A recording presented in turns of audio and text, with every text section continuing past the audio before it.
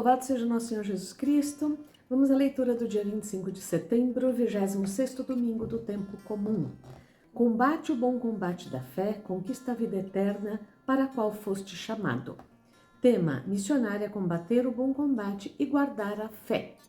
Convido hoje a nossa querida Luísa de Belém do Pará para fazer a leitura e a nossa reflexão.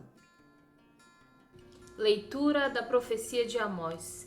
Assim diz o Senhor Todo-Poderoso: ai dos que vivem despreocupadamente em Sião, os que se sentem seguros nas alturas de Samaria, os que dormem em camas de marfim, deitam-se em almofadas, comendo cordeiros do rebanho e novilhos do seu gado.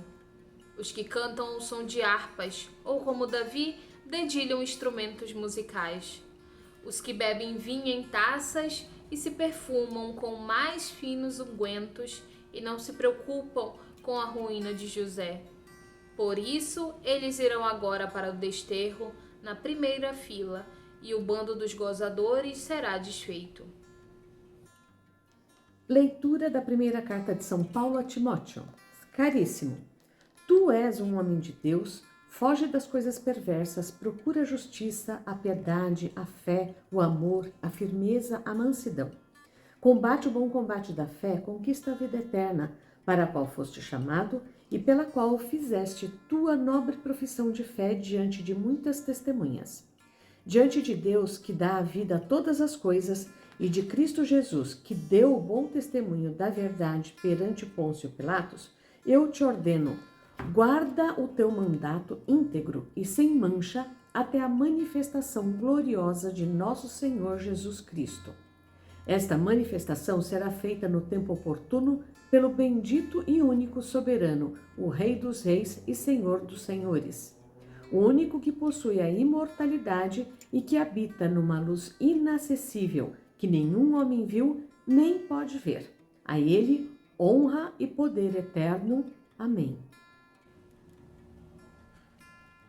Proclamação do Evangelho de Jesus Cristo segundo São Lucas.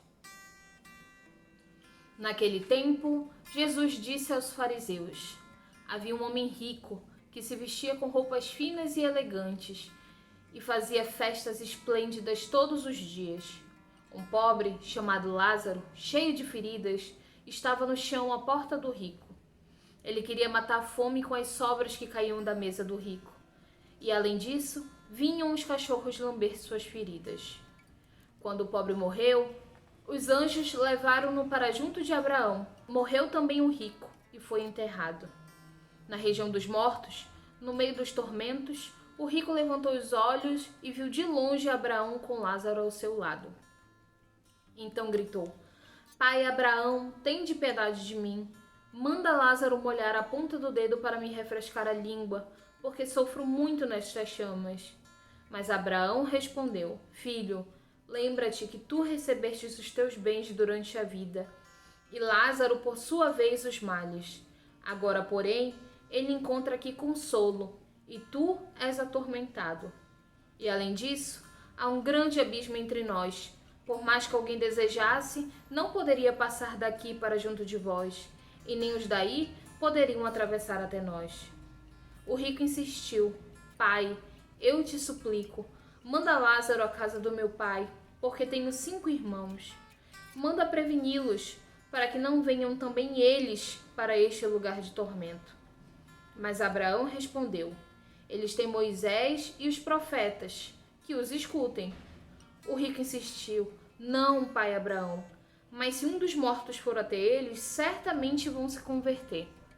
Mas Abraão lhe disse: Se não escutam a Moisés nem aos profetas, eles não acreditarão, mesmo que alguém ressuscite dos mortos. Reflexão vicentina. As leituras deste domingo nos fazem refletir sobre o sentido da vida. O Evangelho é muito claro. A parábola do rico e do pobre Lázaro nos diz claramente que ter riqueza sem olhar com misericórdia para os pobres é a receita para a infelicidade. A primeira leitura do livro de Amós nos ensina a nunca nos deixarmos motivar pela ociosidade. Nesta mesma linha, a primeira carta de São Paulo a Timóteo nos motiva a nunca descansar, mas sempre combater o bom combate da fé para a conquista da vida eterna. Finalmente, o Evangelho nos diz como viver a misericórdia com os pobres e ser proativos na vida de fé, através da escuta das mensagens que Deus nos comunica através dos seus profetas e de suas manifestações. Nossa riqueza deve servir para o nosso bem espiritual e para ser compartilhada com os pobres. Na parábola do Evangelho, o rico só se preocupa com o luxo e simplesmente não se dava conta do pobre Lázaro, que vivia muito perto dele. O fato de ser rico não é o pecado do homem que morreu e foi para o inferno. Seu problema foi que não utilizou seus bens, dons de Deus, para viver na caridade. Ser rico ou ter poder deve ser visto por nós como uma oportunidade e não como uma recompensa. A oportunidade de ser escolhido por Deus para viver as virtudes teologais, ou seja, a fé, a esperança e a caridade. A ociosidade faz mal a nós e aos outros que deixam de se beneficiar de nossos dons. Pior do que ser rico e não compartilhar os bens materiais com os pobres é ter dons não materiais, o saber, o poder, a capacidade de empreender e não os utilizar para a construção de um mundo melhor, em particular para os próprios pobres. Quem tem dons e vive na ociosidade peca duas vezes. Primeiro, contra si, porque não se realiza como pessoa. E segundo, contra o próximo, porque não permite que os outros possam melhorar suas vidas através de seu trabalho. O conhecimento das oportunidades de servir através de nossos bens materiais ou não materiais vem da escuta. O rico da parábola suplica a Abraão que mande o pobre Lázaro ao mundo para dizer a seus familiares que se convertam. O mesmo Lázaro que passara tantas vezes pelo rico, pedindo a ele que compartilhasse os seus bens. Seria necessário um fenômeno sobrenatural, um morto voltar à vida, para que seus parentes acreditassem? A resposta de Abraão foi direta e serve para nós também. Se não acreditarmos na palavra de Deus, não nos converteremos através de um fenômeno sobrenatural. Como vicentinos, sabemos que tudo que temos e recebemos devemos compartilhar com os pobres que assistimos, porque também os assistidos são um dom de Deus. Como vicentinos, sabemos perceber o chamado e o aviso de Deus para que nos convertamos nas pequenas manifestações do Senhor, em particular através da presença junto aos pobres. Vamos então à nossa reflexão com a nossa querida consórcia. Aprofundando a reflexão.